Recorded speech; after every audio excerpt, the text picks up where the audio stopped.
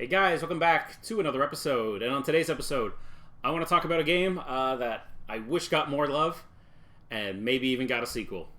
Well, more than what we even got in North America.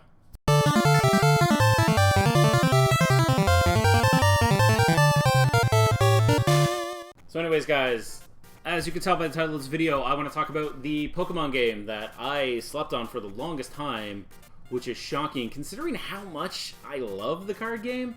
I'm really shocked it took me so many years to actually find this game and actually enjoy it. And in that game in particular, I'm talking about the Pokemon card, or the Pokemon trading card game.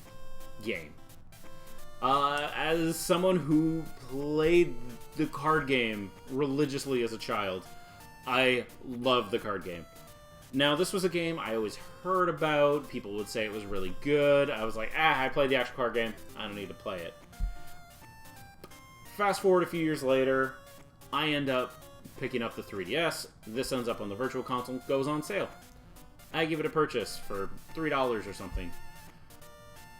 I have never looked back, and I kind of regretted not picking it up as a kid. This game is a blast.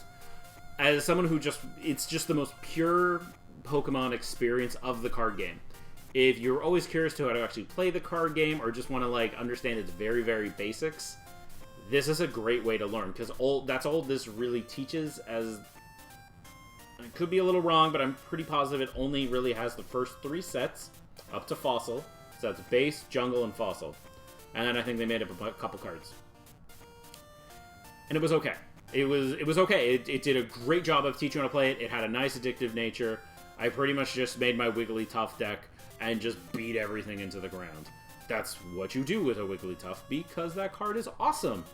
And Wigglytuff is dope.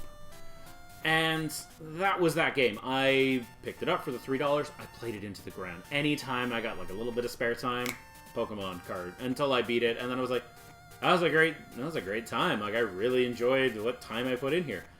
And I wish it got more recognition. Now, when it comes to the gameplay of this game, it is just the card game. Its interface is really unique and works for a card game quite well, and it teaches really well, even though I am someone who knows the card game, like the back of my hand. Now, when it comes to the music, it's kind of crazy how good it is. Because this game could have just easily been a cash-in where they just threw in some janky music. No, the people who developed this game really tried, and you can kind of see it come forward that they just really enjoyed the card game. And they did an excellent job, and I really wish they made more games.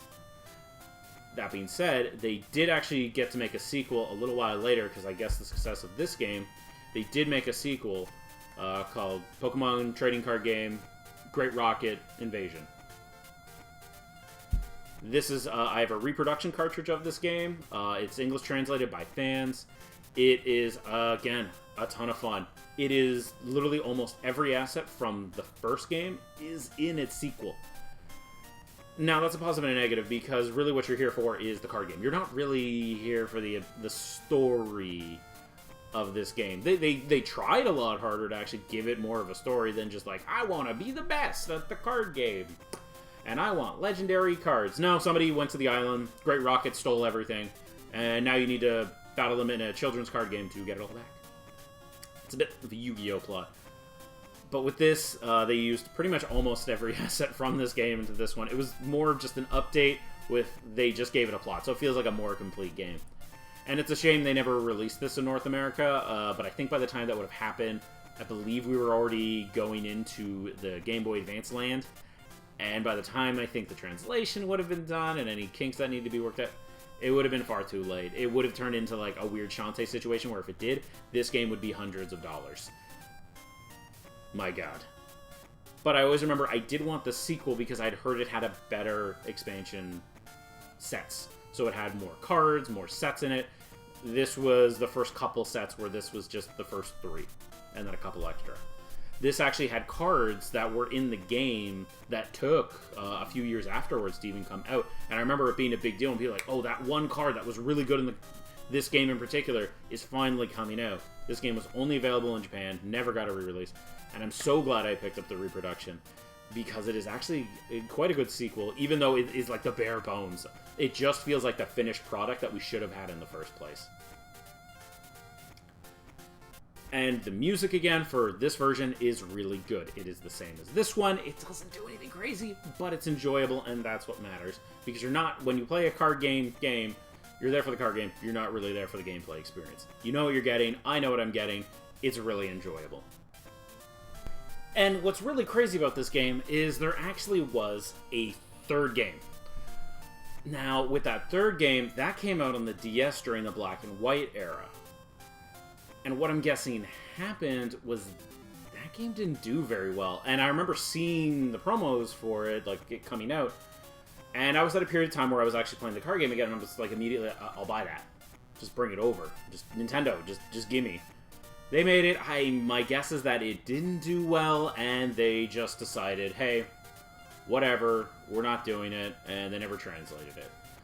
At the time of recording this video, I don't think anyone's translated it, because if there were, I would be playing that one right now. But hopefully someday in the future, some wonderful people will translate it, much like they translated the sequel here. And I'll have another fun time going to a nostalgic lane. And the cool thing is the black and white DS game is because there would be a ton more cards. And I would be totally down for that, especially if they force you to play through eras. I have no idea how it plays.